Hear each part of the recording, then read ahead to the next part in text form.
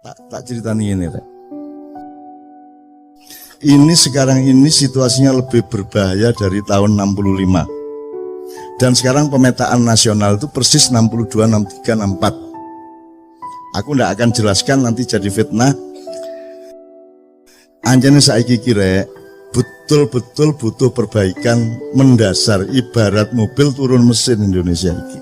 Jadi kita punya problem besar dalam soal ketatanegaraan. Kita punya problem besar terhadap sah tidaknya akad nikah kita pada tahun 1945 dan 28. Kita punya masalah besar terhadap struktur dan etika pembagian kerja kenegaraan kita. Negara dan pemerintah tidak ada bedanya dan seterusnya. Bahkan dalam misalnya, aku mau cerita kalau Pak Mas Didit soal MK tadi, tapi tidak usah saya ngomongin kapan-kapan aja.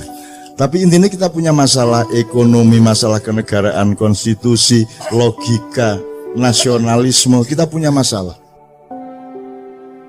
Beliau ini saiki dadi alang-alang, Pak wis. Alang-alang itu dianggap gak produktif. Kon tak kandhani ya. Nek Merapi kate mbledos, kabeh wong di sekitar Jogja di lereng Merapi nandur alang-alang. Kok nandur alang-alang?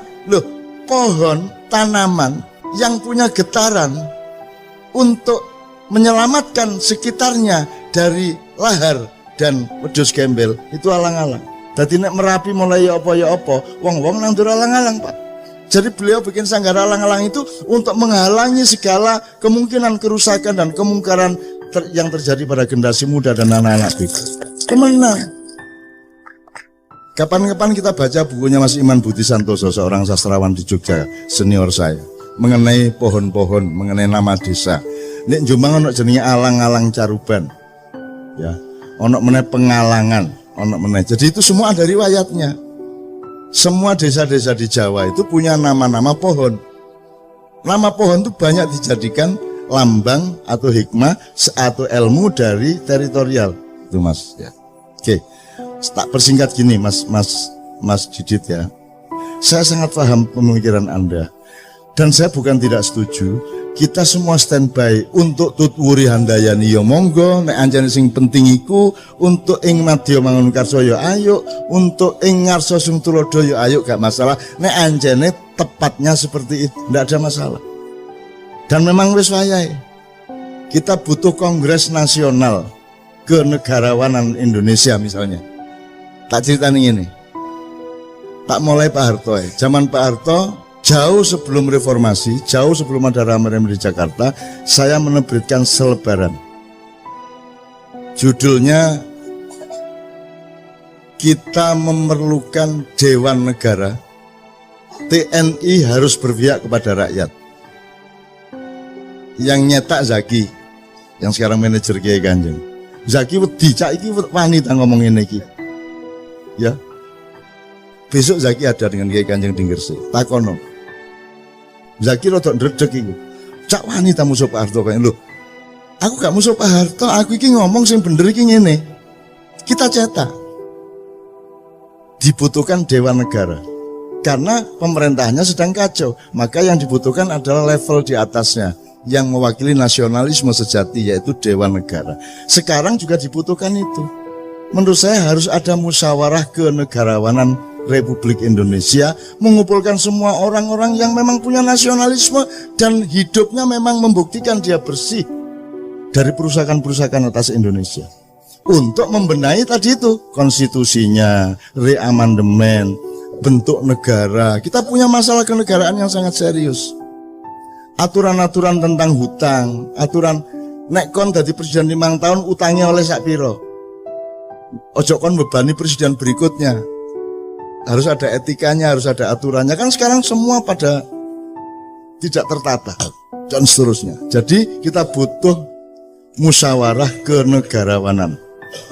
Nggak usah negarawan, cek gak cemburu. Musyawarah kenegarawanan Indonesia. Wong tuwek-tuwek, wong sing murni-murni ngelompok memberi rekomendasi dan gak perlu metoto-metoto, gak perlu sumbar-sumbar. Dan gak musuhi sapa-sapa. Ini untuk mencintai bangsa Indonesia dan menjaga tanah air Republik Indonesia yang Allah kasih ke kita dan harus kita rawat sebaik-baiknya. Satu ya. Saya bikin selebaran Dewan Negara itu ya kira-kira tanggal awal Mei. Terus padang bulan pas tanggal 12 Mei di Jombang, di Menturo. Terus aku pamit, Rek, iki aku menenang Jakarta soalnya kok beberapa hari ono goro-goro di Jakarta. Kemudian terjadilah penembakan Trisakti besoknya. Kemudian terjadi pembakaran-pembakaran, penjaraan-penjaraan sampai ke Surabaya, sampai ke Makassar, dan terutama di Jakarta. Sampai akhirnya kita kumpul yang 5 orang itu, Anda tahu, Cak Nur, saya, Pak Melik Fajar, Imam Utomo Dananjaya, sama Pak Sudrajat. Kita merumuskan saran agar Pak Harto turun dengan kita kasih metodenya dan cara-cara untuk supaya rakyat tetap selamat dalam keadaan perubahan ini. Dan kita ajukan pada tanggal 17.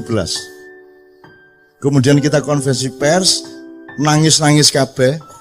Aku dijaluk melok ndonga dan nangis kabeh. Dan ingin betul-betul ada perubahan yang darurat di Indonesia pada waktu itu. Karena Amerika sudah tidak suka sama Pak Harto. Semua di luar negeri sudah tidak merestui Pak Harto. Rakyat sudah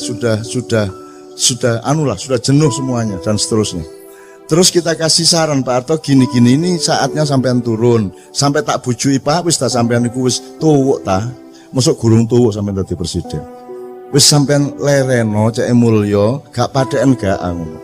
Akhirnya kan semua orang tahu bahwa saya yang ngajarin Pak Harto ngomong saya tidak jadi presiden tidak padeken ngono. Lho iku gak padeken lho cara ndi? Nek gak cara Jawa Timur ya. Ya. Anda sudah tahu kemudian tanggal 18 kita setelah kita konferensi pers, kita ke seluruh dunia kita umumkan kita akan melakukan perubahan di Indonesia. Tanggal 18 kita kasih ke Mensesnek, bahwa itu Pak Saidillah Mursi.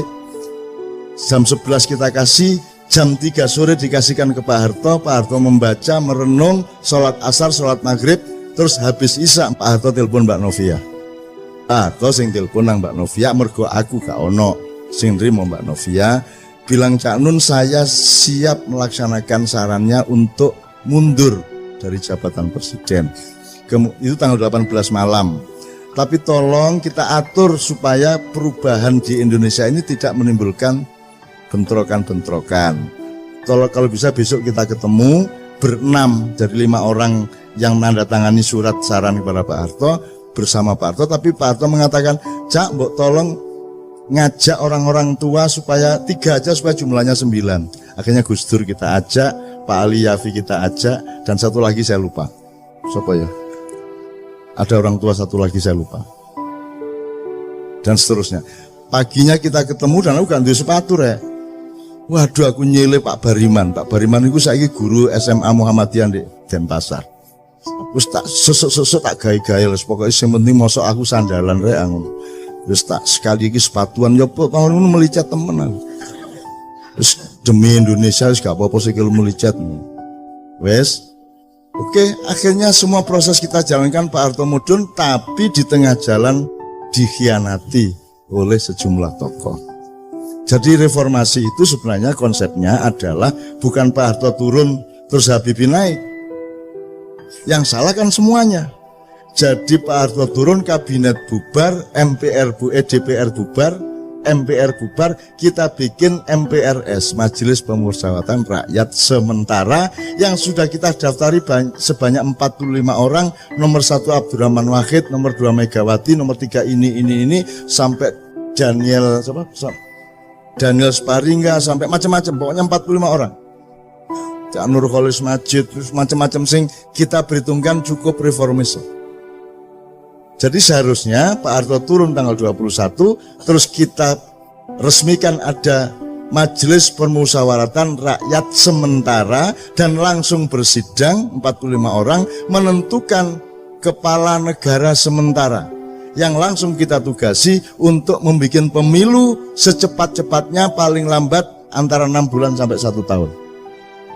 Sehingga kita clean betul, kita resiki betul, dan kita bikin sesuatu yang baru. Dan itu kita perlukan sekarang sebenarnya. Tapi saya cerita dulu yang soal Pak Harto. Kemudian ini dikhianati tengah jalan, akhirnya Habibie yang naik, dan Anda tidak pernah tahu dan tidak pernah ada yang meneliti, dari UNER pun tidak ada yang meneliti siapa yang sebenarnya menyusun kabinet, siapa yang waktu itu bermain.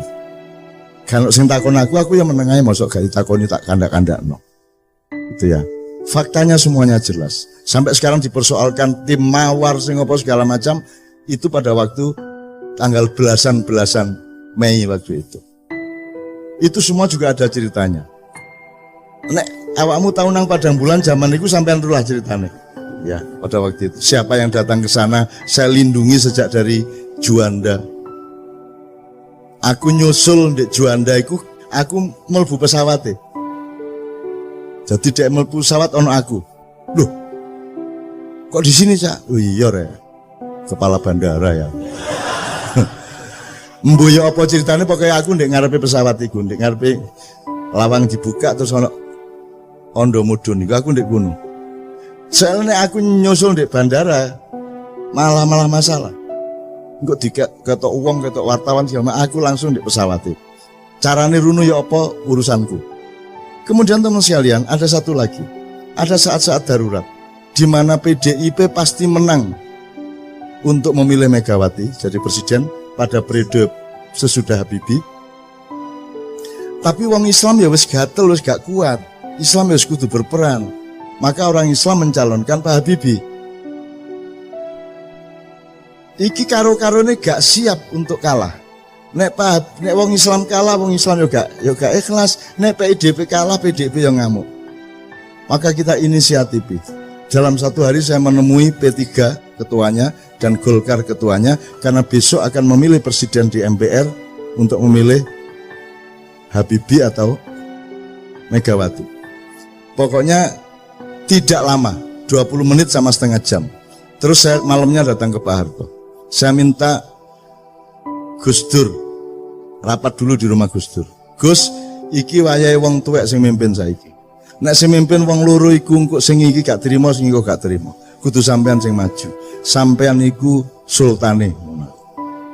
Karena Gus Dur bilang, "Cak iki nek ketoke sing cocok Sultan Jogja." Ngono. Soalnya nek Mega engko yo ngamuk, wong Islame engko nek Habibie yo ngamuk, wong PDIP ne ketoke sing netral Sultan. Aku ketemu Gus Dur awan-awan. Terus aku ngono, "Gus, nek Sultan aku gak melok ngewangi lho, Gus. Aku ro Sultan Jogja lho. Nek menurut aku durung wayahe dan gak cocok. Lah nek ngono sapa Cak sing netral? Ya Sultan sing luwih tuwek, sing temenan. Sapa? Sultan Abdurrahman Wahid." Loh iya Gus, sampean niku turunan ke-9 Pangeran Benowo yang seharusnya menjadi Raja Pajang setelah bapaknya, yaitu Mas Karebet atau Sultan Hadiwijaya. Tapi kan sampean tidak kerasan sama konflik antara Sutowijo dengan bapak sampean. Terus Pangeran Benowo pergi membuat pesantren di daerah Banjarnegara Banyumas. Nah saiki wis wayahe Pangeran Benowo turunane nang istana. Sampeyan Gus saiki wayahe. Tuh, sadurunge aku ketika dulu saya mau mengupacarai Pak Harto untuk husnul khotimah, wiritan, sholat di masjid DPR, kan gagal Mas. Gagal tuh artinya aku gak, karena koran-koran memberitakan secara sangat dipelesetkan. Aku ngomong ikrar husnul khotimah. Nah Islam pakai husnul khotimah tuh konsep utamanya. Tapi di koran nulisnya pertobatan nasional Soeharto. Loh, duduk pertobatan nasional husnul khotimah. Dan Allah loh yang nawari husnul khotimah. Iku mergo nek uangku ya elek barang. Maka dikei akhir yang baik, husnul khotimah. Akhirnya aku muring-muring, pertemuan saya batalkan di DPR pada arek maknya wis ambrek teko ndek kono. Saya bilang sama wartawan, pertemuan saya batalkan, Pak Harto saya larang datang. Terus aku telepon Pak Harto di depan mereka. Pak, sampean gak usah rene. Sampean cukup wiritan sing iki karo sembahyang 2 rakaat saiki. Sembahyang duha jam 09.00 esuk. Saudara, saya tidak akan adakan pertemuan karena Anda tidak percaya kepada proses ini. Saya persilakan Anda sekarang mengadili Soeharto. Kalau Anda berhasil mengadili Soeharto, potongan kupingku karo wedi aku. Waduh, nek iya temen ganti kuping gak aku. Tapi tak teka-teka ngomong, potongan kupingku nek kon iso ngadili Soeharto. Dan Soeharto sudah siap diadili, wis tak gaeno konsep.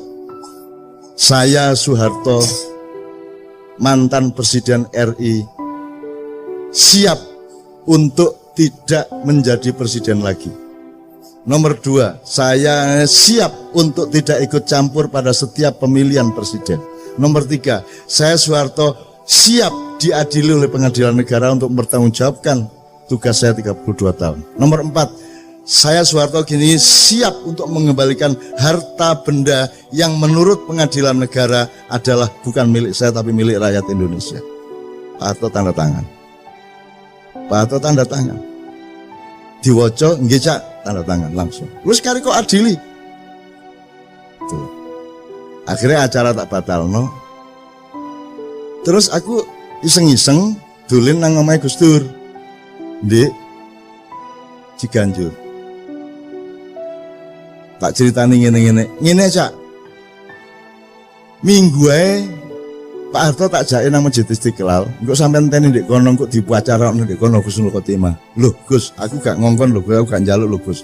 Iki sampean lho sing dikarep. Iya ta Cak, wis gak apa-apa, sampean rono dhisik ngomong sampean ndek lor, aku ndek kidul. Engko aku sing nyusul Pak Harto, kok kira-kira jam 10 wis ndek Istiqlal. Ngono. Terus seneng ta atiku. Seneng. Terus mari ngono wartawan nyerbu. Gus, katanya mau bawa Pak Harto ke Istiqlal, kata Cak Nun tadi di luar gini. Biasa Cak Nun wis ngono iku nek ngomong. Lho ya apa sih Gus Dur iki? Ya aku karo Gus Dur iku rek, kanca rek.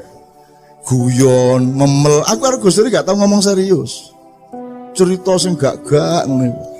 Wes pokoke memel ngono iku guyon jombangan iki lho. Karo aku gak ono formal-formal, itu sahabat saya. Jadi pokoknya intinya Mas, terus aku kepeduk Gus Dur sebelum pemilihan beberapa jam, dan saya bilang sama Gus Dur, Gus sampai tadi presiden insya Allah, enggak sore, kan pemilihannya malam Mas, enggak sore. Tiap aku njaluk loro Gus, mergo aku sing usaha, aku sing njaluk P3 kudu milih Gus Dur, Golkar kudu milih Gus Dur. Nek kalian berdua akan mengalahkan PDIP. Ngono. Masalahnya bukan saya tidak setuju Megawati, cuman situasinya tidak memungkinkan. Saiki kudu wong tuwek sing mimpin Indonesia, itu situasinya pada waktu itu. Mulanya aku menjaluk loro Gus Sarate sampean ngurusi Aceh temenan karena masih ribut terus Aceh.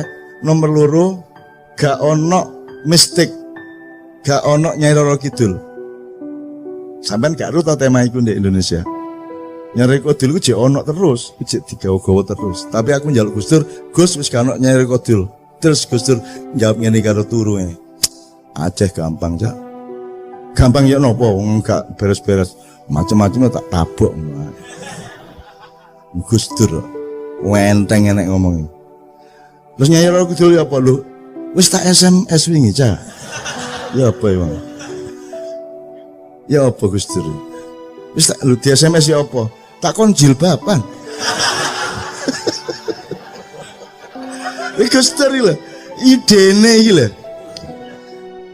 Bayangno Nyai Kodil jilbaban seluruh gitu. Imajinasi nih cik nakale wong ya Allah aku guyu cekikan Gus sampean niku masyaallah. Wis nek swarga gak ono sampean lak gak enak swarga niku ngono wis sampean iki top wis ya iki bayangno Nyai gitu jilbaban niku. Dan seterusnya ya. Jadi presiden dia. Nah, itu adalah momentum-momentum darurat Mas Didit yang memang perlu kita lakukan. Dan sekarang ini sebenarnya potensinya menuju ke situ. Itu yang sampean maksud tadi.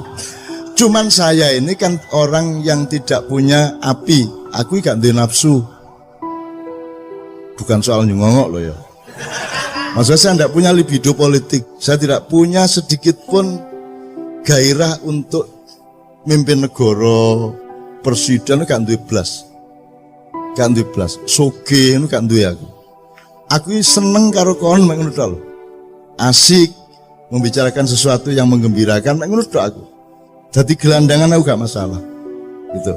Jadi aku gak duwe nafsu materialisme, kekuasaan, popularitas gak duwe aku. Alhamdulillah gak duwe. Tuh. Jadi saya tidak akan melakukan itu kalau saya tidak diperintah. Kalau ada perintah, nanti akan ada gejalanya, ada tanda-tandanya, ada ayat-ayatnya nanti. Gitu loh. Dan saya juga tidak GR bahwa saya penting di Indonesia. Anggitmu aku aniku penting ta mak iyah iku. Indonesia kenal mak iyah ta gak? Gak kenal kok. Ojo GR petuta-petuta kaya iya. Nah awakmu merasa api alhamdulillah, tetapi ojo merasa kon iku penting di Indonesia, wong aku gak penting kok. Aku ngomong titik keliru untuk mereka ngono wis dientekno aku didik-idik kaya ngono iku. Untung aku hanya seekor semut dengan setetes air menuju Ibrahim kan gitu. Ngono rek. Jadi teman sekalian memang sekarang sudah saatnya seperti itu, tapi sudahlah kita bersabar, jangan khawatir. Anggitmu kan Gusti Allah ta. Anggitmu kan malaikat ta. Anggitmu kan Nabi wis mati ta. Anggitmu Sunan Kalijaga gak ono ta. Anggitmu wis gak ono kabeh ta. Anggitmu mek ono awakmu tok ta. Gak. Masih lengkap dunia dan alam semesta ini, dan Allah punya skenario, dan Allah punya rencana, dan Allah punya irama, Allah punya langkah-langkahnya. Kita sami'na wa ata'na kepada Allah. Jadi yang penting awakmu selalu menunjukkan manusia yang baik, yang bermanfaat, yang seimbang, yang berpikir jernih, dan lain-lain yang sudah Anda omongkan tadi. Itu yang saya maksudkan. Alhamdulillah wis anggere awakmu dadi rakyat sing apik, insya Allah akan ada pemimpin yang baik, dan awakmu insya Allah juga menjadi pemimpin yang baik di skala dan perspektifnya masing-masing. Amin ya rabbal alamin. Kira-kira ngono ya.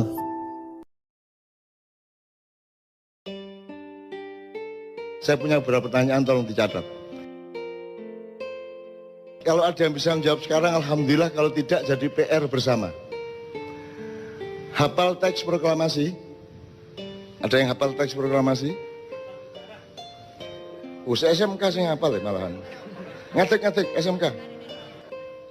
Hal-hal yang mengenai pemindahan kekuasaan dan lain-lain diselenggarakan dalam cara sesama dan tempo yang sesingkat-singkatnya. Oke, wis gak apa-apa wong kancane durung proklamasi ya, gitu. Pertanyaan saya sederhana. Apa yang dipindahkan itu apa? Apa yang dipindahkan kan pemindahan kekuasaan. Maksudnya kekuasaan itu apa? Keuangan, otoritas kenegaraan, kedaulatan, emas, seluruhnya. Seluruhnya. Oke. Seluruhnya itu apa ya? Jajal sebutan. Telu. Kedaulatan. Ya. Kekayaan. Kekayaan itu apa aja? Aset bangsa, kebudayaan, semuanya yang ada di Indonesia. Termasuk aspek pembentukan negara yang termasuk dalam kekayaan negara. Terus sumber daya manusia. Oke, wes gak apa-apa wes. Sebelumnya dikuasai siapa memang? Penjajah Belanda. Oke. Dipindahkan dari siapa ke siapa? Pemindahan itu dilangsungkan dari siapa ke siapa? Dari konteks realnya dari Jepang ke Indonesia. Pernah terjadi. Kapan pemindahan itu dilakukan? Ketika proklamasi. Loh, kalau sudah dipindahkan kenapa pakai akan dilaksanakan secara seksama? Berarti belum dilaksanakan. Kan teksnya gitu. Betul nggak? Teksnya akan dilaksanakan secara seksama dalam tempo sesingkatnya sehingga ketika proklamasi belum terjadi. Kapan pemindahan itu terjadi? Kapan itu terjadi? Sopo nang sopo? Nggak harus dia bisa jawab sekarang. Itu takono presidenmu saiki ya gak iso jawab. Tenang aja. Gak masalah. Aku mek ngelingno kon niku duwe PR serius. Gak iso Indonesia bangkit nek kon gak ngerti bayimu iku ya apa. Ngono ya. Tak baleni. Dari siapa ke siapa tadi ada yang bilang? Dari Jepang ke Indonesia. Pernah terjadi? Pernah terjadi ini? Pernah terjadi? Serah terima pemindahan itu? Saya belum lahir, tak? Lah. Anek jawabannya ngono. Iya, tadi kon kok sholat ping 5. Engko jawabannya ngono meneh kon durung lahir ayo. Mbah Nun. Engko ya. Mbah Nun nun sewu, kula nderek tukar pikiran nggih. Iya. Terus ketika Jepang datang ke Indonesia, Jepang menjanjikan akan membantu proses kemerdekaan Indonesia dari Belanda. Sebenarnya yang mau pindahkan kedaulatan dari Belanda ke Indonesia. Jepang itu janjinya mau membantu. Makanya dibikin BPU PKI, Badan Persiapan dan seterusnya. BPU PKI pada saat itu dia belum bikin secara detail negara ini kayak apa. Sing dibikin BPU PKI filsafat kemerdekaan. Sing dimaksud merdeka itu ya apa. Sehingga akhirnya tersusunlah proklamasi. Belum mikir undang-undang, belum mikir dasar negara, belum mikir struktur kabinet. Sing dipikir waktu itu BPUKI filsafat merdeka. Merdeka ki yo apa? Lah, setelah proklamasi Pak Karno matur tenggene teksin niku mau hal-hal di proses secepatnya dengan seksama. Hal-hal yang dimaksud itu banyak sekali. Bahkan sampai hari ini belum terselesaikan. Jadi setelah Jepang selesai itu kan Jepang kena bom. Jepang wis putus asa katanya ninggalin Indonesia. Itu variabel. Maksud saya, kamu tuh menjawab A dulu baru B. Ojo-ojo langsung kok ringkes kabeh. Jadi iku kedaden taga pemindahan itu. Pemindahan pemerintahan kedaden. Kapan? Dan terus di sidang PBB kan akhirnya Indonesia kedaulatannya diakui. Ya, tapi pemindahannya dari siapa ke siapa? Dari Belanda. Apakah Belanda pernah mengakui bahwa dia menjajah Indonesia? Belanda nggak mau mengakui, di PBB Belanda nggak mau mengakui. Jadi ada terjadi pemindahan tagak, kayak kon nyerano motor nang koncomu ngono lho, ono tagak. Terjadi apa tidak? Secara teknis tidak. Lah iya, tapi terus secara apa? Secara pengakuan internasional mengakui Indonesia merdeka. Ya. Asli deh Belanda dhewe iki ya gak rela. Terus gaya apa tek iku, Man?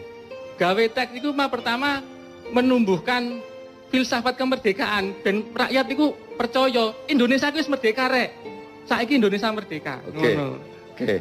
Begitu dengan ini saya menyatakan ya. Wis merdeka ta iku? Menurut pernyataan Pak Karno merdeka. Wis merdeka. Terus ono PR untuk memindahkan. Nggih. Nah, apa nih PR iku? Apa PR iku? Bukan kedaulatan, wis diproklamasikan kok ono PR, kok ono. Wis soal kedaulatan yang NKRI sudah beres dengan alinea pertama. PR yang belum selesai pada saat itu soal perusahaan-perusahaan Belanda, soal wilayah negara Indonesia. Dan terakhir yang dipermasalahkan Belanda, utang-utangnya Belanda kon nyauri Indonesia. Saiki sudah dilaksanakan belum pemindahan itu? Secara teknis Belanda belum. Jadi gurung beres iki kemerdekaan. Gurung beres, nasionalisasi perusahaan-perusahaan sebenarnya belum beres. Jadi kon kok mantep urip Indonesia wong nikahe gurung beres kok. Wong iki apa akad nikahe gurung beres kok. Kok semoro duwe anak sak unuke iku lho. Itu yang saya maksud, itu adab yang belum beres sejak awal berdirinya NKRI. Kontroversi pendapatnya monggo ndak ada masalah ya, tapi ada yang belum beres dengan pemindahan kekuasaan. Nanti salah satunya tercermin pada pertanyaan berikutnya. Jadi ya, jadi ndak pernah terjadi toh itu? Ndak pernah terjadi. Ya wes. Jadi kon ojo meneh GBHN, ojo meneh Pancasila, ojo meneh aturan-aturan.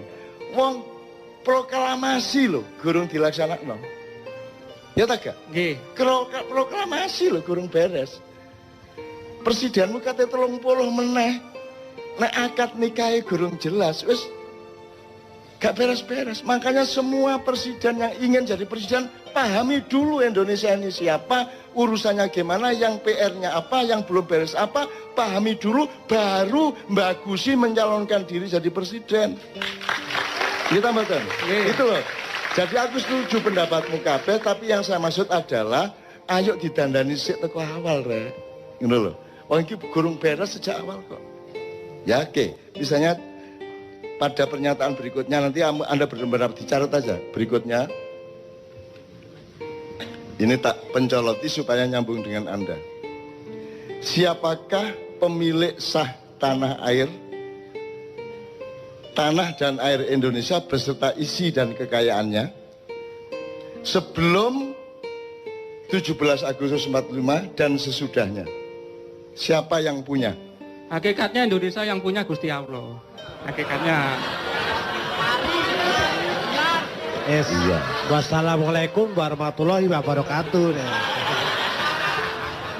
Secara zahir sebelum kemerdekaan Indonesia dikapling sama Belanda, berikutnya Jepang. Loh, Secara zahir, secara batin Indonesia ki melike Gusti Allah, ngadewe iki gelandangan gak duwe apa-apa asine nang Loh. kene. Terus secara sepihak nah, ini loh mengklaim miliknya dia. tanda bahwa kita betul-betul belum mengerti Indonesia. Sing jenenge milik itu kan saiki kan IMB, apa jenenge sertifikat. Ya, itu berlaku setelah kemerdekaan. Ada undang-undang tanah yang baru. Jelas ya? Sadurunge kemerdekaan niku dak sapa lemah iku misale saiki sing ndek Jogja wis sing digawe stasiun kereta. Ya. Ya tanahnya keraton. Nah, tanah keraton. Saiki sing tanah sak Indonesia iki dak sapa? Tanah sak Indonesia. Ojo ngomong Gusti Allah loh.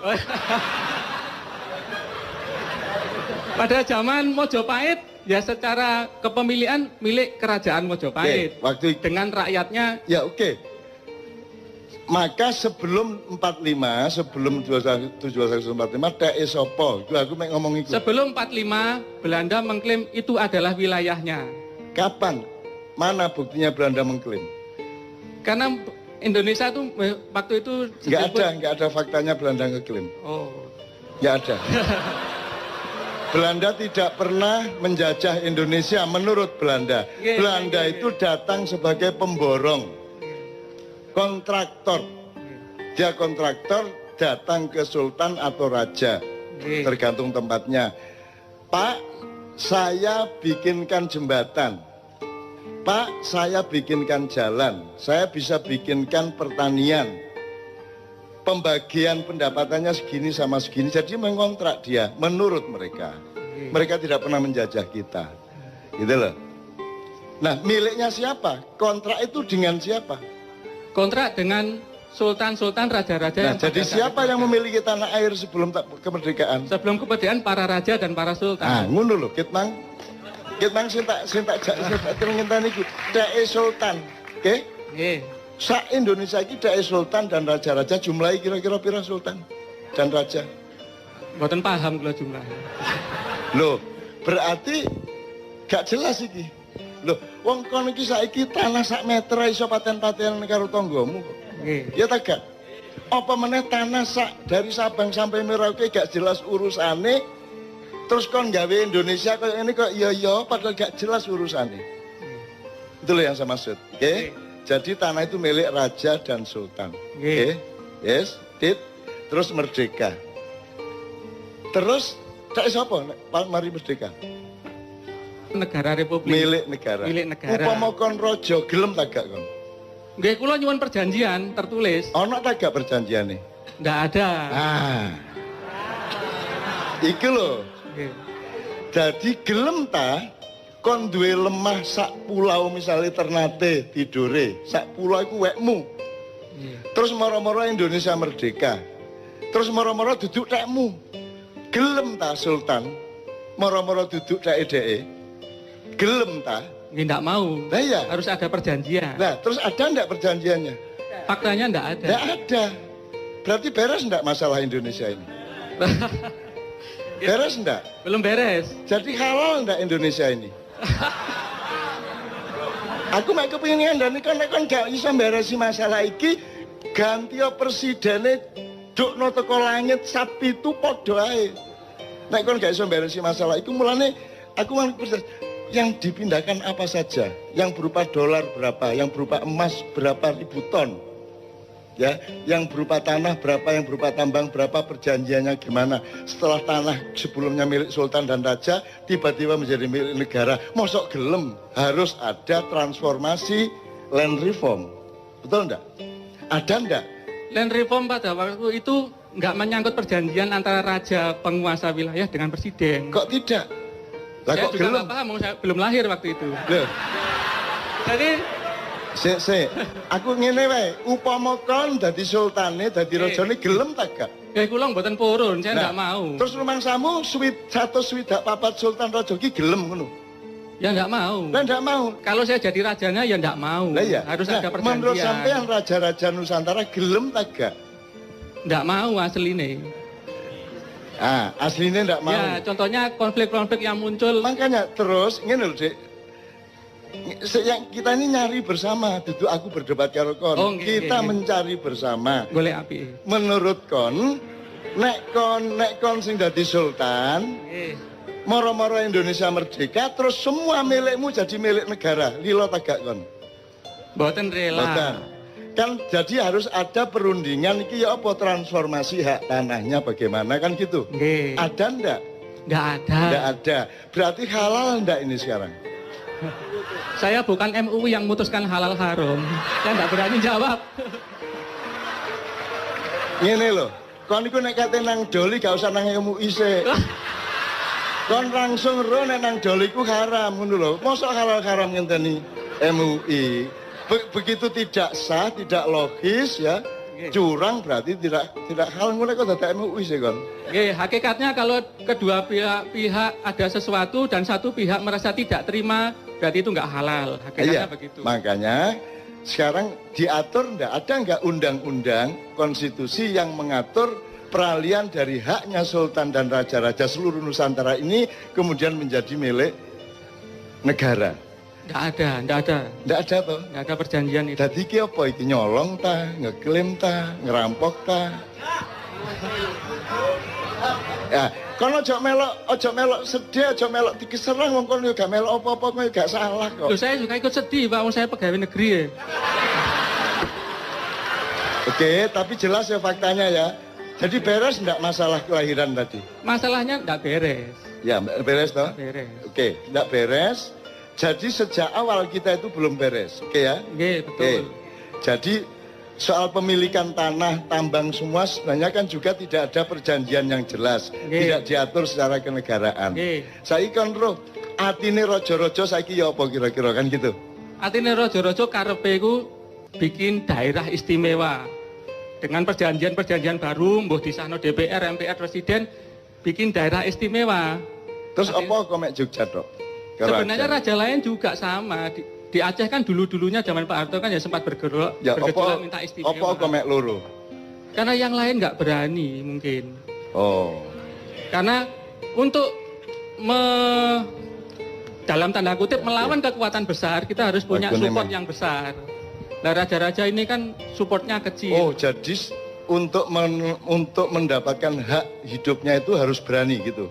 Loh, yang nggih no, Pak. Oh, berani melawan penguasa. penguasa mana? Sing rumangsa menguasai wilayah Indonesia. Indonesia. Berarti penguasa ini penjajah ya, sehingga raja-raja pada takut.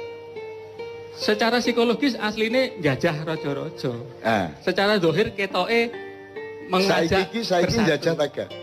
Aslinya menjajah. Sip. Yes. Iku sing tak enten itu kon. Nggih.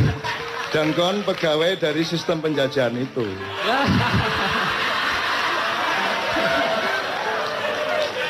Saya nggak nyalain siapa-siapa, aku mek kepingin awakmu rek nek kate dadi pemimpin, iki PR loh ya, iki temenan loh iki.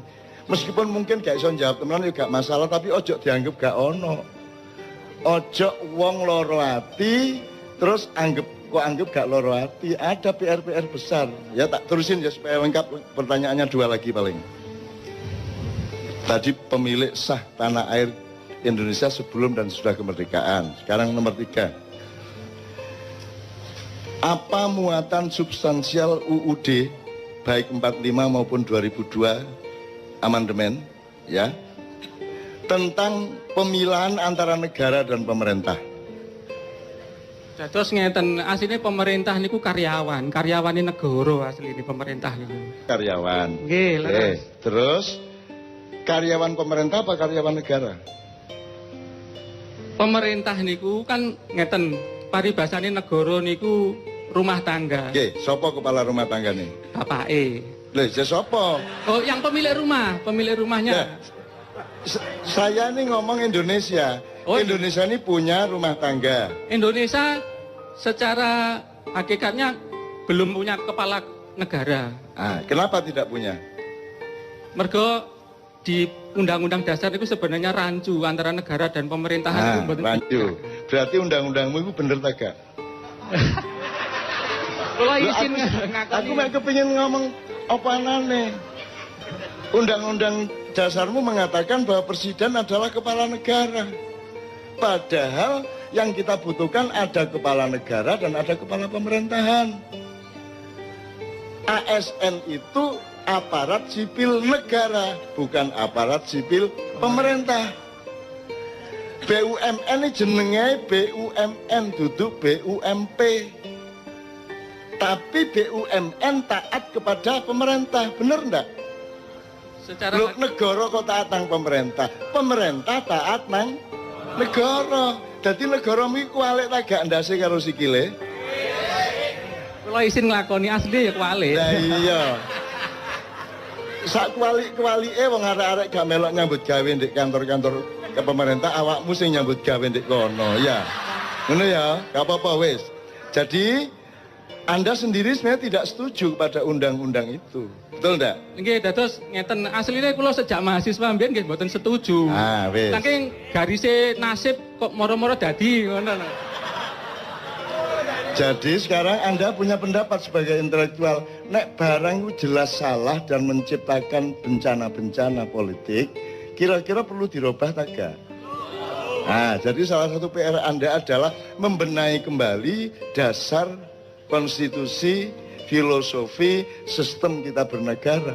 Memang sejak awal kita ini celaka karena tidak ada pemilihan antara negara dan pemerintah. Akhirnya karyawan di kantor kabupaten taat kepada bupati. Padahal karyawan atau ASN atau PNS dulu di kantor kabupaten itu adalah aparatnya negara yang digaji permanen dari dia masuk sampai pensiun. Jadi dia sepanjang hidupnya. Sementara bupati, presiden outsourcing. Dia cuma disewa 5 tahun. Jadi orang yang jadi ASN sepanjang hidup sampai hari pensiun itu tidak pada posisi untuk taat kepada outsourcing. Betul enggak? Ya, oke. Terakhir. Ini soal sejarah. Apakah berdirinya dan pelaksanaan NKRI merupakan kontinuasi dari bentuk pemerintahan dan kekuasaan sebelumnya, abad-abad sebelumnya, entah apapun bentuknya, ataukah merupakan adopsi dari luar Indonesia? Jadi Anda sebenarnya bukan orang Indonesia dengan negara Indonesia ini. Anda adalah orang Eropa, orang Amerika, tambah orang Arab, tambah orang Cina, bernama Indonesia, label muda ae Indonesia, tapi janjane sing kok lakoni ku Eropa, Amerika, Israel, Cina dan Arab. Gelem kon dadi wong kaya ngono iku. Jadi ada budaya atau sejarah kontinuasi, ada sejarah adopsi. Kita ini sekarang adopsi, mulane biyen sapa jenenge Jayabaya mengatakan wong Jawa kari separo, Cina Londo kari sak jodoh. Kita salah paham selama berabad-abad. Rumasane ono welut, perang terus wong Jawa jumlahe kari separo, gak. Jawamu iku separo-separo saiki. Jawamu iku separo-separo, gak Jawa temenan. Mergo kon wis gak gelem nerusno Jawamu. Gitu loh. Cina Londo malah dadi sak jodoh, kerjasama. Itu namanya Cina Londo kari sak jodoh. Tapi itu interpretasi saya, aja percaya aku, lawang aku duduk wong kampus kan gitu kan. Nah aku wong akademisi ya saya bisa dipercaya. Saya ini kan hanya orang yang lewat ganggu-ganggu, soporo keganggu cek tangi kan gitu. Nek perkara gak tangi-tangi ya gak apa-apa, malah tak ilir-ilir cek tambah turunnya tambah angler kan gitu ya. Jadi pertanyaan terakhir tadi jelas. Apakah yang kita lakukan dengan NKRI ini kontinuasi dari yang kemarin-kemarin ataukah merupakan adopsi? Jadi kita ikut wis duduk Indonesia nek kaya ngene iki mek karen-karen tok Indonesia niku. Gitu. Jadi kita nggak meneruskan yang kemarin, kita mencari yang baru termasuk universitas, Pancasila, Trias Politika dan lain sebagainya. Nanti tolong pelajari nyun sewu ini ngiling noto ae sing sejarah ono sing arek belajar sejarah ndak? Coba Renaissance di Eropa dari Italia ke seluruh Eropa itu abad keberapa? 14 sampai 17, awalnya di Italia abad 14. Sebelum abad 14 itu di Eropa namanya abad pertengahan, abad kegelapan dari abad 5 sampai 15 kira-kira ya. Nah, aku takon, ketika ada peralihan dari masa kegelapan Eropa menuju Renaissance itu di Indonesia terjadi apa? Belum pernah ada studi sejarah dan sosiologi mengenai ini. Akhirnya kita menjadi bukan orang Indonesia sekarang. Meskipun tetap nek awake dhewe saking apiye, saking tepake, masih kene duduk Indonesia ya tetap metu Indonesia dididik gitu ya. Tapi kita secara sistem makro kita ndak. Jadi Sunan Kalijaga lahir tahun 1450. Pada umur 28 tahun dia sudah mulai menjadi aktivis politik di Mojopahit. Dia melakukan transformasi yang sangat damai dan sangat bagus, dawa ceritane. Dan beliau mengawal dari Mojopahit akhir yang ketika itu masih ada Minak Jinggo Belambangan sampai transformasi ke Demak, sampai ke Pajang, sampai ke Mataram awal. Sunan Kalijaga umurnya 162 lebih. Nah, jadi kalau awakmu setuju Mas, ini sampean meneh. Sampai Renaissance. Saya teng Yunani, Roma zaman riyen niku. Itali. Nggih kula dereng lahir niku. Kan kok tak balekno nang masa silam kan kok. Nggih, leres. Ya. Zaman filosof Itu disebut masa apa? masa Renaissance, masa kejayaan ilmu pengetahuan dan filosofi, filsafat. Masa pencerahan. Nggih. Ya, menurut awakmu setuju tak itu masa pencerahan? Kula mboten setuju sebab enten setunggal riwayat saking Kiai pundi kula supe. Ya. Asline Sokrates kali Plato riyen niku diajari Nabi Khidir. Terus gampang. Soal Tapi- ngene. Niku satu. Ndak maksud saya gini. Setuju ndak itu disebut masa pencerahan menurut Anda? Secara akademis setuju. Oh. Tenan? Nggih. Makanya awal tadi kita ngomong mengenai kelengkapan, mengenai sempurna. Ya, karena Renaissance itu adalah pemberontakan terhadap religi keraton-keraton Kristen, ya. Jadi terus mereka marah kepada agama sehingga mereka berpihak kepada akal sehat. Terjadilah revolusi pemikiran, kemudian pemikiran didewa-dewakan. Semua yang tidak cocok sama pemikiran dianggap jelek, dianggap ketinggalan zaman. Jadi kalau saya menyebut Renaissance adalah masa penyempitan umat manusia. Hatinya jadi tidak ada, spiritualitasnya tidak ada, tinggal akal pikirannya dan jadilah uner. Untung manusia uner adalah manusia yang tetap sempurna. Jane gak ono urusane kampus karo pengajian. Gak ono jane. Ono kampus kok ono selawatan. Universitas secara barat kok selawatan. Itu tidak kompatibel dengan sistem dan ideologi universitas. Tapi di Indonesia tidak bisa 100% berlaku karena rektornya religius, karena dekannya religius, karena mereka tetap manusia sempurna. Gitu loh, Dek. Jadi di timur terjadi penyempurnaan manusia oleh Sunan Kalijaga dan Wali Songo. Di Eropa terjadi penyempitan manusia. Dari manusia yang lengkap spiritual, mentalitas, semuanya menjadi hanya manusia intelektual. Bahkan kemudian menjadi manusia akademis. Di sini disempurnakan agamanya sama budayanya dikomprensikan. Bahkan lengkapnya luar biasa. Sampai kebudayaan Jawa bagi saya itu upama gano Islam wong Jawa wis mlebu swarga ngono aku. Nek kurang sembayange ngono tok. Tapi nek peradapane wis saiki sampean delok. Nek tembang Jawa teko sinom nganti Megatruh Pucung itu lagune wong sing wis ndek swarga. Wis karek ngene ndek swarga.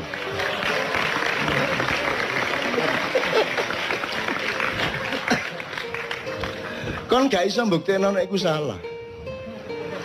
Masih aku gak iso mbuktekno nek iku bener.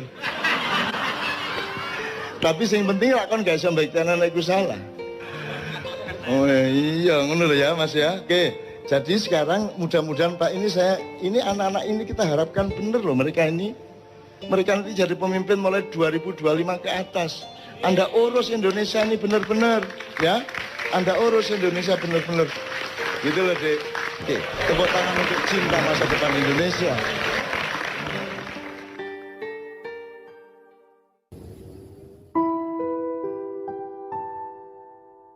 Saya pernah bilang sama Anda, tanya sama Anda entah berapa tahun yang lalu,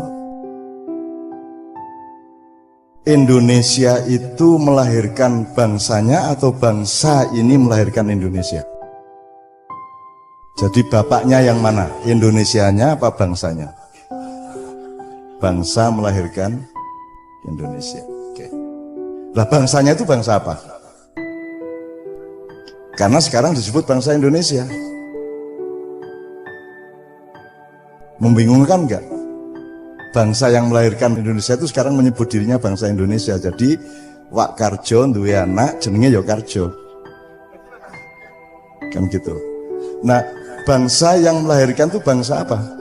Yang melahirkan Indonesia itu. Itu pertanyaan tidak harus dijawab malam hari ini, cuman Anda harus terganggu oleh itu. Oke, saya teruskan.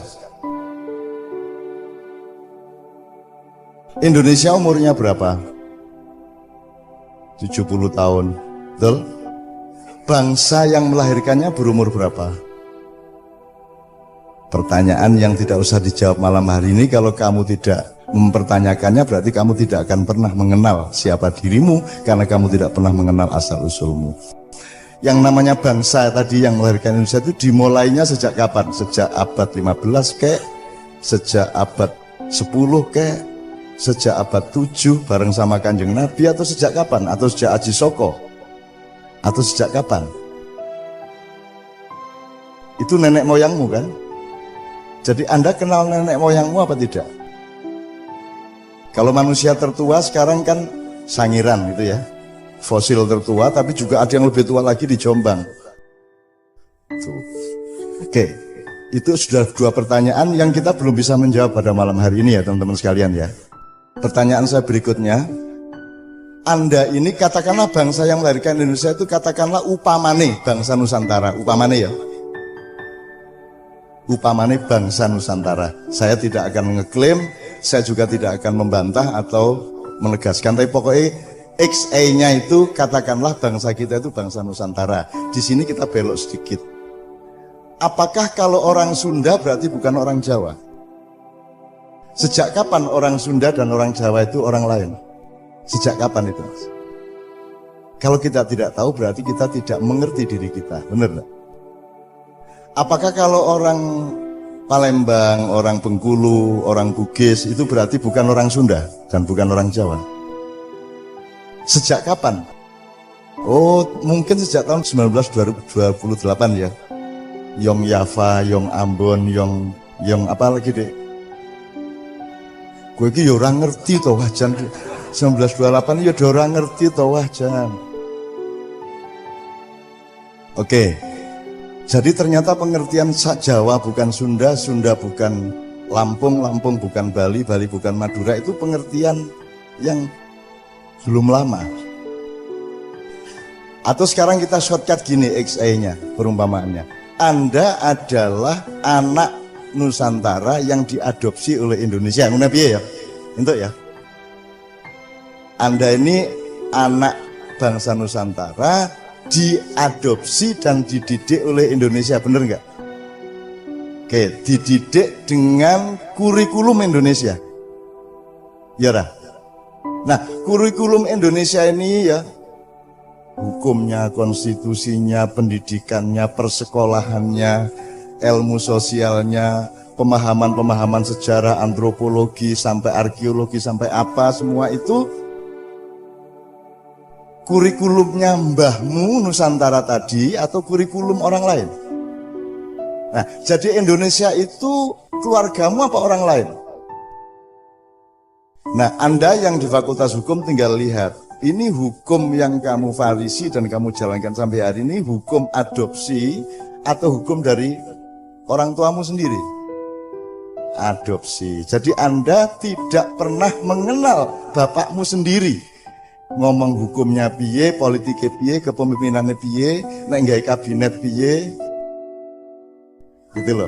Karena di dalam demokrasi tidak ada bedanya antara emas dengan berlian, dengan batu, kerakal, dan kerikil, karena masing-masing gumpalan itu punya hanya satu, yaitu hak suara satu tok.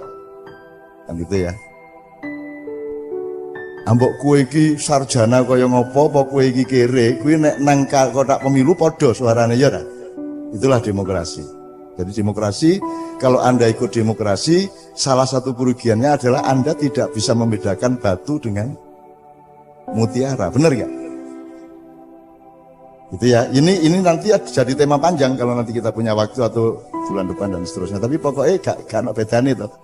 Jadi sekarang masyarakat Indonesia ini yang dididik oleh Indonesia ngerti nggak bedanya orang bermutu dan orang tidak bermutu? Ngerti nggak bedanya batu sama berlian? Ngerti nggak rakyat kita? Nggak ngerti? Ngerti apa enggak? Ini XA ya, saya tidak ngeklaim. Kalau orang tidak mengerti bedanya batu dengan emas, kui resikonya apa?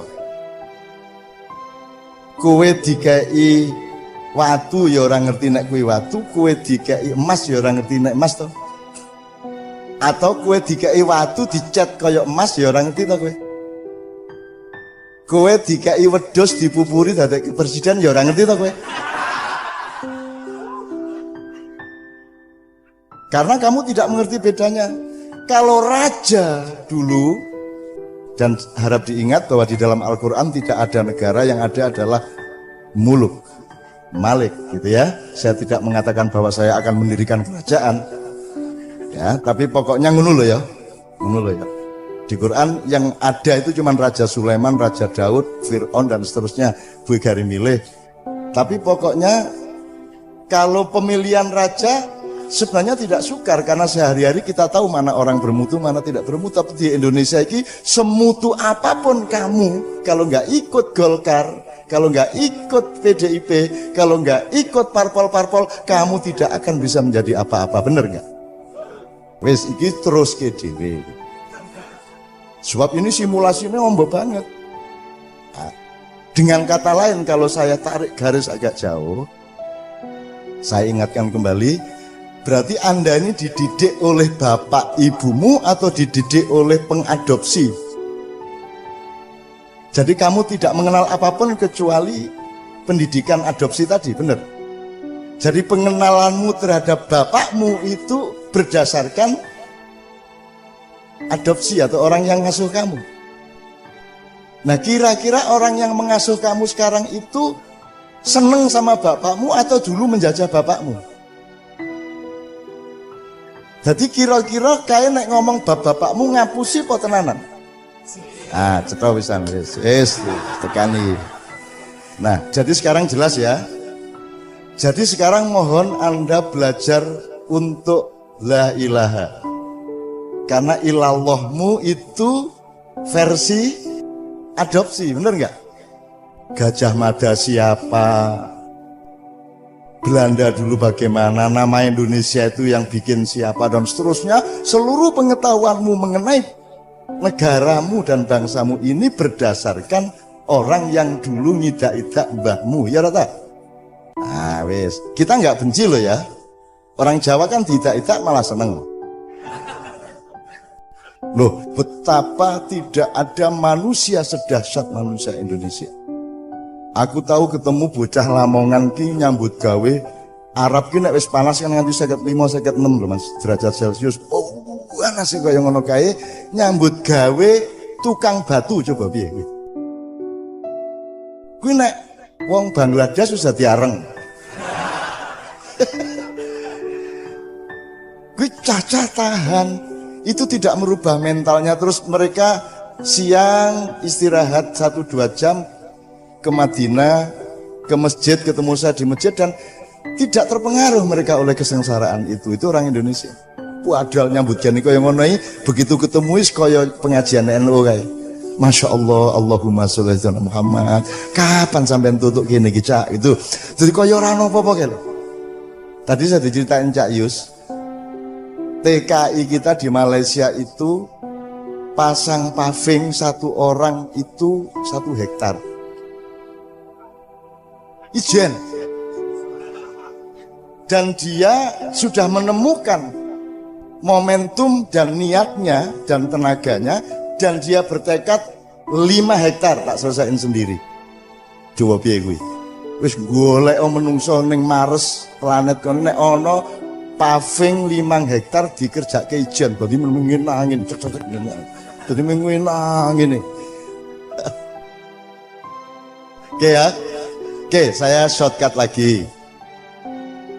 Jadi teman-teman sekalian, sekarang kalau ibarat orang sholat, ibarat hadas dan tidak hadas gitu ya, najis dan tidak najis. Saiki pendidikan adopsi tadi menurut kamu itu nek dirapoti ngono munggah kelas ora?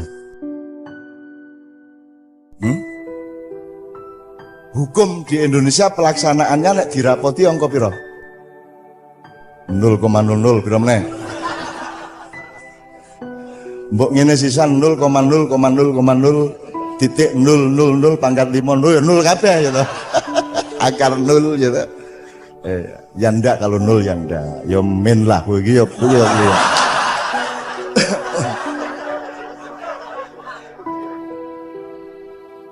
Begitu juga berarti pelaksanaan agama Islam pun itu sebenarnya banyak versi adopsi. Jelas ya?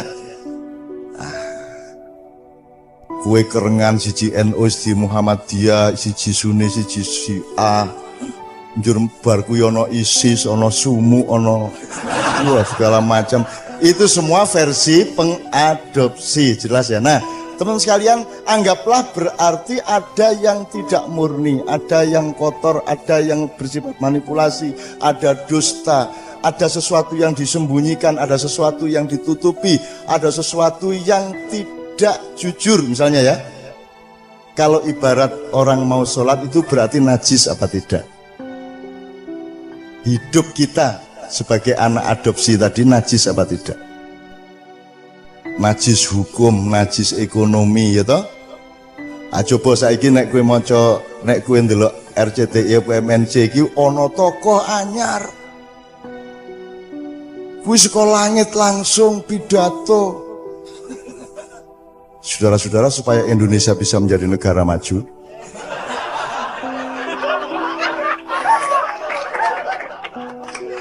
Mas sampean niku sinten?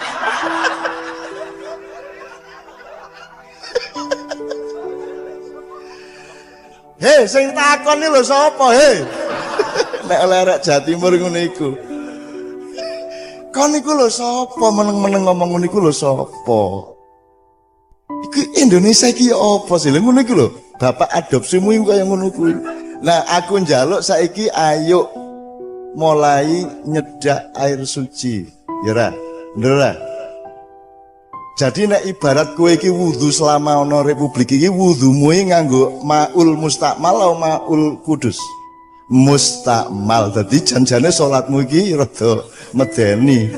Terus malaikat ele mustakmal ra.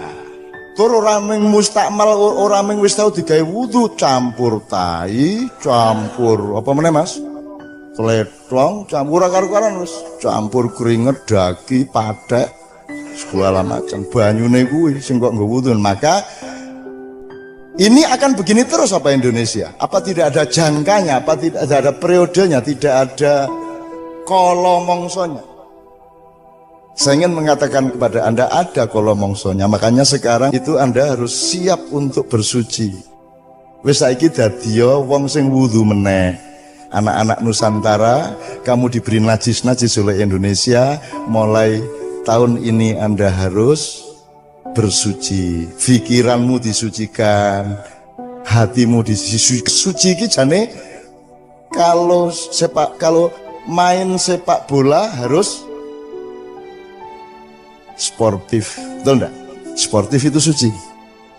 Nek diteruske, nek diperdalam, sportivitas itu suci. Kalau berpikir harus objektif. Objektif itu kena kue selulup, kue itu tekan air suci, ya ra? Nek moral kudu jujur. Jujur itu kalau Anda selulup, kue tekan air suci. Apalagi nek kesenian kudu pas. Pas itu nek nadane do ya do. Do sama dengan upamane, do sama dengan apa deh? Upamane aku ora mudeng jane. Jadi aku kurung kiai Kanjeng nek sing ngomong kowe do sama dengan C ngono kae. Kok do sama dengan C? Do ya do, C ya C ngono pikiranku nek ora mudeng aku. Kok do kok sama dengan C iki piye? Ngono nganti saiki ora mudeng aku. Jadi aku tahu belajar gitar ning 40-an ora iso umur kok bantah bendino. Piye iki do kok ngono aku. Bar kuwi do sama dengan lho sing tenan sing endi iki? Kan kasihan menjadi orang seperti saya itu. Nah banyak orang memahami kehidupan tuh kayak begitu tadi, kayak saya tadi. Gitu loh teman sekalian. Oke. Kalau dalam kesenian, dalam musik, nada pitch yang tepat itu suci, nak diperdalam. Jadi nek apa ada angin di Jakarta, ya ojo Jakarta. Nah, aku ndak suci ku. Jelas ya? Kesucian itu sederhana. Nek rambutmu iki kok cat ireng iki ndak suci saya. Makanya mbok modar ora arep tak cat. Ki arep putih arep ngopo? Putih kok pancen. Ngono lho. Jadi aku nek ndelok wong dicat pemene ditandur ana rambutnya ditandur. Ki ana iki menteri sing rambutnya ditandur ki ana. Kuwi aku nek ndelok ki aku wis ora iso ngrungokne omongane gek suwene pira ya nandur semono kae. Ngono kuwi aku. Ana meneh irunge didawakke ngene Dik ya. Irunge ana kuwi wong gedhe kuwi irunge didawakke dadi bolongane ra cocok karo nek lho. Nah itu tidak suci. Jadi aja ana sing diambak-ambakke, aja ana sing diciut-ciutke ya to. Angko cah asrama wedok kae kan senengane sing lanang kan ciut-ciut. Terus engko ngobrol si tukang sabune ngomong, "Wah, niku nek cah asrama lanang niku pokoke golek niku sing ciut-ciut." Ngono kuwi to. Terus cah asrama wedok, "Apa yo? Iya." Terus ana primadonane teko. "Mosok sih?" Ngono kuwi ta.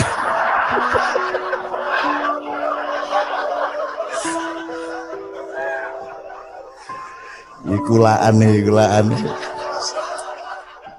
Kenapa ya? Kenapa ya aja nesu ya kuwi geguyon nek urip ra geguyon terus piye kuwi iki ya? Geguyon kuwi ya biasa wong lanang ya ngono kuwi ya. Kalau hidup ndak ada begitunya berarti ndak ada bau busuknya, ya toh? Hidup itu bau busuk, itulah sebabnya Rasulullah menganjurkan kita pakai wangi-wangian karena pada hakikatnya kita itu busuk, betul ndak? Tuh, dan akan membusuk nanti begitu Allah mencabut nyawa kita. Jadi mari kita belajar untuk menerima kebusukan kita apa adanya. Ya ra. Wis to angel to nek bantah mak iya angel. Oke, bismillah. Oke. Jadi teman-teman sekalian, kan tadi intinya ayo belajar mendekati air suci. Mulai wudhu tadi mengenal yang suci, mengenal yang orisinil. Sejarahnya nanti belajar mengenai Nusantara itu pelan-pelan ya. Saya tadi bilang Anda segera berwudhu karena 10 tahun lagi ya Anda akan berperan dan Anda sudah harus menjadi sebagaimana kemuliaan-kemuliaan dahulu kala. Ora suwe ya insyaallah ya. Wis saiki umurmu piro? 27. Wah, 37 kan wis iso dirjen. Ojo ora njur kowe. Aku ndudung ngene iki ya ming mergo sing ngarep kowe ning janjane karep kuwi sing ning kono gitu. Tapi pokoknya ayo disucikan sekarang. Nah, salah satu belajar kesucian itu di samping ibadah resmi mahdho, itu juga kalau Anda melihat daun, Anda merasakan udara, Anda melihat matahari, itu Anda harus punya kesadaran untuk menemukan sucinya. Bedanya binatang sama Anda adalah binatang lebih suci daripada Anda. Karena binatang tidak pernah melanggar Tuhan, binatang tidak urusan sama surga neraka. Anda yang harus mengenali suci itu, kan gitu. Oke ya. Nah, menulis puisi tidak bisa bohong. Ya, tidak bisa. Menyanyi tidak bisa bohong. Artinya nek jan do re mi ya do re mi. Ora iso ngapusi. Sementara di luar kesenian kan sangat mudah untuk bohong gitu ya. Seperti yang kemarin saya bilang, misalnya kowe nganggo motor, saiki motor ki nganggo lampu nek awan toh. Itu kan ya saya tidak mengatakan itu tidak suci, tapi nek ning Korea ki motor kan paling 5% banyaknya, sehingga mobil tuh kalau ketemu motor gugup, maka motor harus menyalakan lampu karena mayoritasnya mobil. Lah niki mayoritasnya apa? Motor ini kabeh nek awan. Oke, kalau ini Anda belum gini loh. Kalau di Amerika, di Australia, mayoritas orang itu bukan orang Islam. Maka asumsi dasarnya adalah makanan di Eropa atau di Australia itu haram karena kebanyakan bukan orang Islam. Disitulah dibutuhkan makanan yang ada sertifikasi halal. Ngono ta kudune? Karena mayoritasnya haram. Indonesia mayoritasnya wong Islam. Asumsi dasarnya semua makanan itu halal, maka dibutuhkan sertifikasi haram. Ngono. Jadi ngerti ya? Jadi teman sekalian, aku njaluk saiki ayo mulai nyedak air suci. Kan itu ya? Oke. Allah ki ning kono, apa ning ngarepmu, apa ning jeromu? Ayo.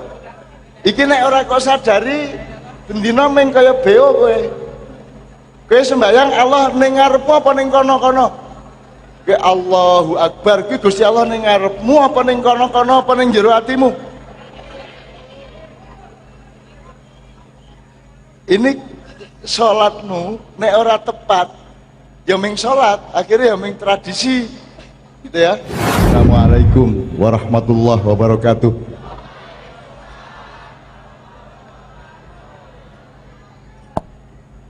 Bareng-bareng alam nasrah supaya dadamu dilapangkan oleh Allah, bebanmu engkau sanggah dengan kekuatan yang baru dari Allah,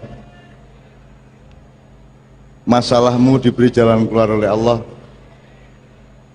dan seluruhnya ayat itu merupakan cermin dari putaran hidup kita. Shallu ala Muhammad. Nek isih kemeriak ora tak teruske.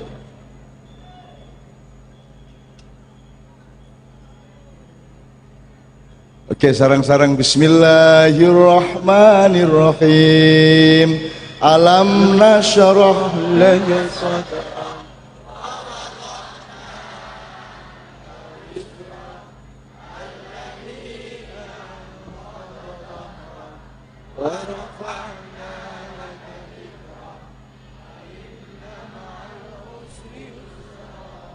Inna ma'al usri yusra fa idza faraghta fansab wa ila rabbika farghab. Shadaqallahul azim. Mas Idris dan Bapak Suma, nanti kita berkenalan supaya anak-anak kita kenal kita semua. Tapi saat durungnya aku takon sik, konsentrasi langsung sinau ya. Coba berpikir dan mencari. Ini namanya gue uripkan inna lillahi wa inna ilaihi. 2 titik apa 1 titik? Inna lillahi wa inna ilaihi. 2 titik apa 1 titik? Berapa? 2 apa 1? Dari Kudus ke Kudus berapa? Berapa Kudus? Dari Allah ke Allah berapa Allah? Lo nek cara berpikirmu keliru, gue ya uripe mesti keliru. Inna lillahi wa inna bali meneh nang Allah. Ini dasar hidup salahe. Innalillah kuwi mengkok nggone ana wong mati. Pas urip ora tau dinggo, padahal ilmu dasar adalah kesadaran sangkan-paran al awalu wal akhiru, yang titiknya 1. Al awal 1, al akhir juga titik yang sama. Gitu ya. Sinau tenan ya. Oke. Coba mikir sebelum dengan Kiai Kanjeng. Sebutkan 1, 2, 3, 4 sak kelinganmu sing marake awake dhewe nglumpuk ning kene. Kalau ndak ada itu, apa terserah, wong apa gerakan apa organisasi apa wae sing membuat Anda kumpul sekarang, apa saja? Bentar. Sik. Mas Is diwangi ya, angkat tangan baru ditunjuk. Apa saja? Ya, Mas. Cinta. Oke, gini, yang saya minta subjek, fa'il. Nek cinta fa'il apa duduk? Cinta itu kuwah, cinta itu mawaddah, bukan fiha yang berlaku, bukan fa'il. Jadi fa'ilnya misalnya Pak Bupati, Pak Kepala Sekolah itu fa'il. Nek cinta itu bukan fa'il tapi sifat, ya. Yang saya tanya fa'ilnya. Fa'il atau pelaku atau subjek siapa saja yang membuat kita berkumpul di sini? Angkat tangan. Ya. Oke, rapopo sebut nek engko kecelik aja kecewa. Oke, rapopo sebutin sakarep-karepmu. Ya, Mbak. Cukup satu kata, ada siapa? Sehat bukan subjek, sehat keadaan. Aku kan bilang subjek. Pelakunya, orangnya. Alumni. Alumni. Ya. Oke. Wes terus. Catat ya Mas Sony. Ya. Guru. Oke, yang membuat kita kumpul di sini ada guru, alumni, bukan yang berkumpul loh, yang membuat kita berkumpul. Gusti Allah. Weh, ben jawab toh. Berarti tauhidnya beres. SMA Ma'ruf tauhidnya beres, ya toh? Siji. Sapa meneh? Ana Allah nek ora ana iki ya ora ketemu ning kene. Apa meneh? Oke, Kanjeng Nabi sapa? Muhammad sallallahu alaihi wasallam. Dudu Kanjeng Nabi Idris iki. Allah Kanjeng Nabi sapa meneh?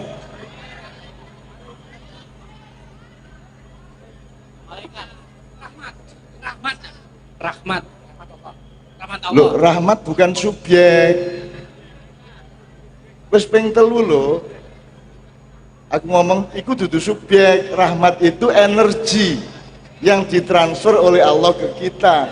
Yang saya tanyakan itu pelakunya, bukan sifatnya, bukan energinya. Allah, Rasulullah siapa mana?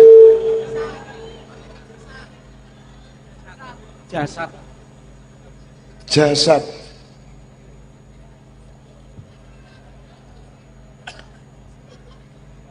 Itu kan yang berkumpul, yang menyebabkan berkumpul. Coba ayo, masa kowe ora ngerti bedane gula karo legi? Ana gula maka legi, ya ora?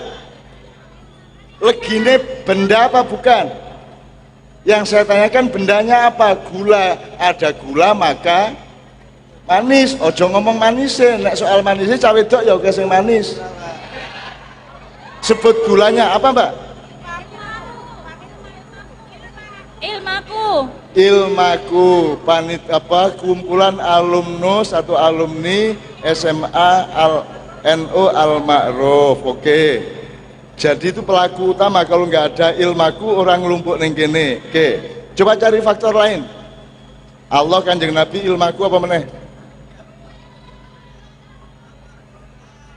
Ini mencerminkan Anda itu ndeloke semene apa semono apa menyeluruh kuwi sing tak cek. Ya. Kowe nek ndelok gedang, ketok apa? Ketok wite ora? Ketok kebone ora? Loh, ning kelingan kebone ora? Apa kowe kilan badokane tok? Kowe ndelok gedang kelingan apa wae? Wite, godhonge, apane? Bakule, ya sing dieling-eling bakule. Terus, Mbak, yang masak, apalagi terus.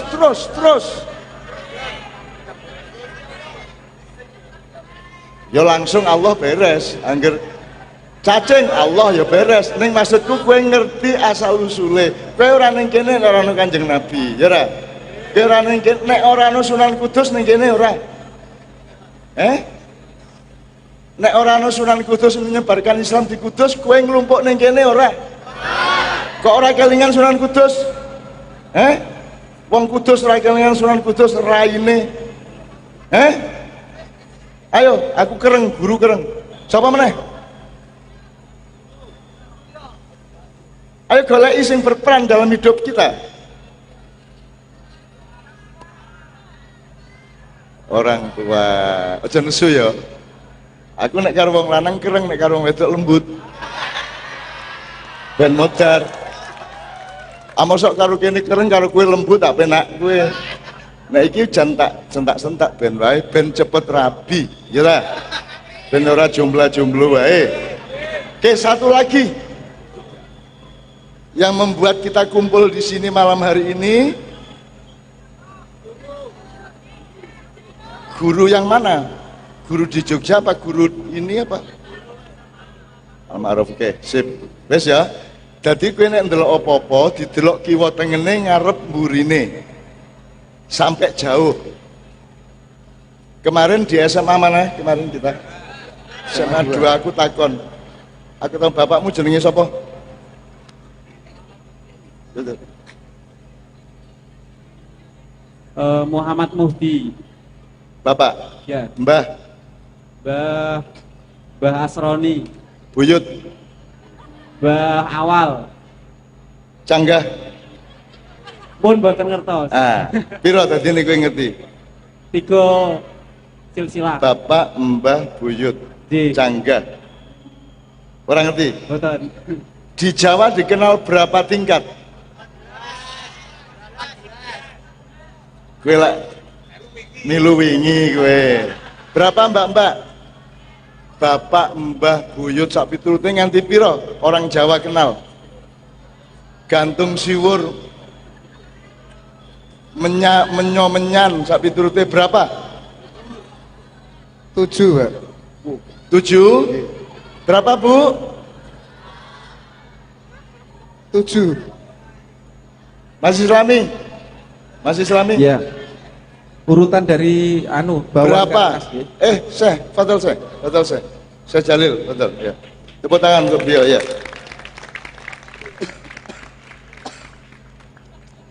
Monggo saya.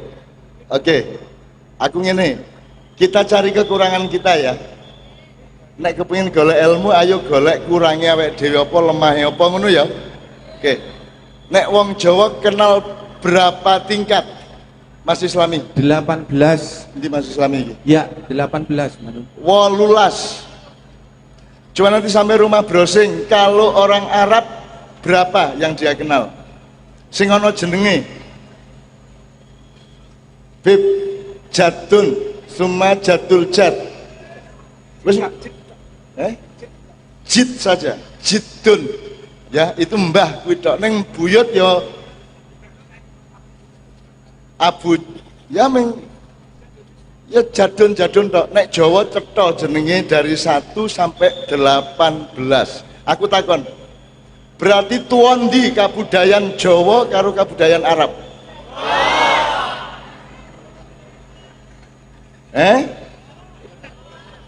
Berarti pengalaman sing luwih pengalaman ngendi? Wong tanah Jawa karo wong tanah Eropa, Amerika, Cina karo Korea, karo Arab.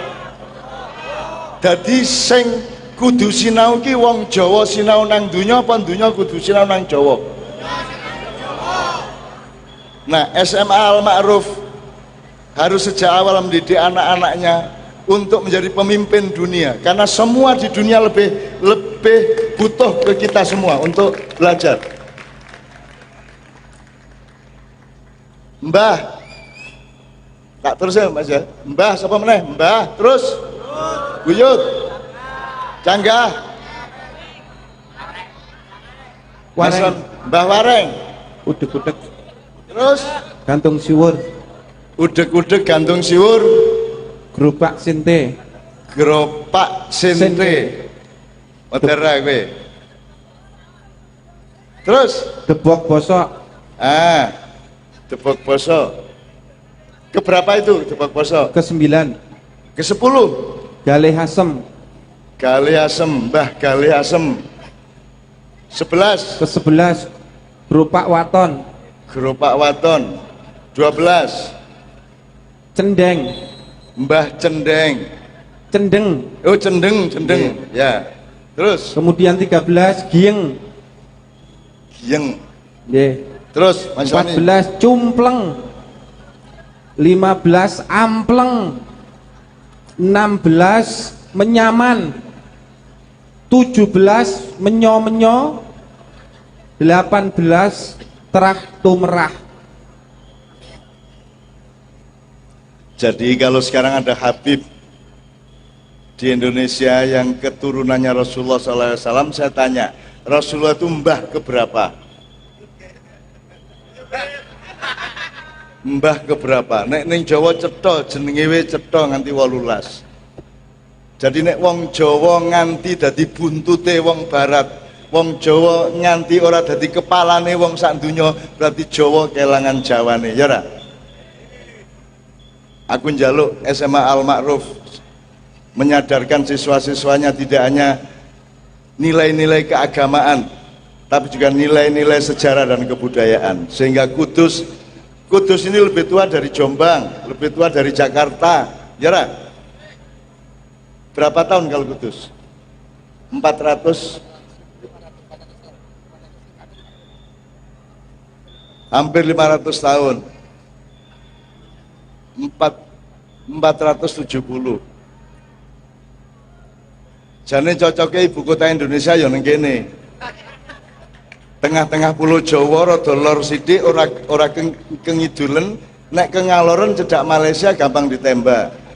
Nek ning Kudus lore segara, kidule segarane adoh, dadi di sini lebih aman di sini, dan di sini adalah tempat para wali-wali dulu bertempat tinggal. Benar ya? Oke, jadi tadi sudah jelas siapa yang menyebabkan kita berkumpul. Apa le? Kowe saking senenge apa piye? Ora apa-apa kowe bunga-bunga, aku ora masalah, aku ora arep nesu, ora masalah. Sing tak nesone sing ora gelem sinau meng kowe tok. Keset itu sing aku nesu. Nek meng bodho ora apa-apa, jan bodho ya toh. Ning nek keset kuwi ra entuk. Saya meskipun bukan MUI dan bukan Bahsul Masail, pokoknya kanggoku nek keset kuwi haram ngono wae ya toh. Itu tura turu geluntang geluntung, pokoknya uang kudu sregep, nggih mboten? Dikai awak sempurna, dikai esok awan sore bengi dengan sempurna oleh Allah, sregep sembarang, ngono ya. Kita di Kudus kemarin ketemu tanggal berapa? 3 hari yang lalu, 3 dan 4, sekarang tanggal 9, berarti 5-6 hari yang lalu ya, 5 hari yang lalu. Oke, bismillahirrahmanirrahim, kita mulai nggih. Kita mulai sinau tenan nganti jam piro? Aku takon untuk memancing, apakah Anda sadar bahwa bukan Anda yang punya hak untuk menentukan jam berapa? Yang punya hak adalah panitia, betul enggak? Yang punya hak adalah SMA Al Ma'ruf Kudus, ngono ya. Nek Anda ingin sampai subuh apa jam piro, kuwi memohon gawe surat permohonan kepada apa tadi Pak? Organisasi Ilmaku gitu ya. Oke. Bismillahirrahmanirrahim, kita mulai dengan menyebut dan sowan kepada salah satu satu-satunya kekasih Allah yang paling dicintai. Siapa namanya? Kanjeng Nabi, Rasulullah, Nabiullah, Habibullah, Syafiullah, dan bermacam-macam lagi. Muhammad sallallahu alaihi wasallam. Bareng-bareng nggih. Ilmu ki ra mlebune atimu ra seneng. Kowe ra iso seneng, kowe ra pinter syukur, ya ra? Mari kita membangun terus kemampuan untuk bersyukur kepada Allah Subhanahu wa taala, supaya dengan kegembiraan yang kita dapatkan dari rasa syukur itu, ilmu Allah mudah untuk merasuki pori-pori dan saraf-saraf akal pikiran kita. Amin ya rabbal alamin. Urip ki iso ngetokke sesuatu keluar, iso ngelebokke sesuatu sehingga namanya tafakur, tadzakur ya. Nek nang jaba ku ta'ammul ya, tafail, tafaul, ta'mil, ta'ammul. Jadi misalnya nek kowe umbah-umbah ki ning jabane awakmu jenenge aksil, tapi nek umbah-umbah awakmu kuwi jenenge aktasil. Jadi saiki iki mau wis metu kabeh, wis seneng-seneng kabeh, aku kepengin saiki sing menjerone awakmu. Ya, disiplin masuk ke dalam ya. Kowe nek salat kae mlebu apa metu? Kowe nek salat kae awakmu metu saka awakmu apa awakmu mlebu nang awakmu?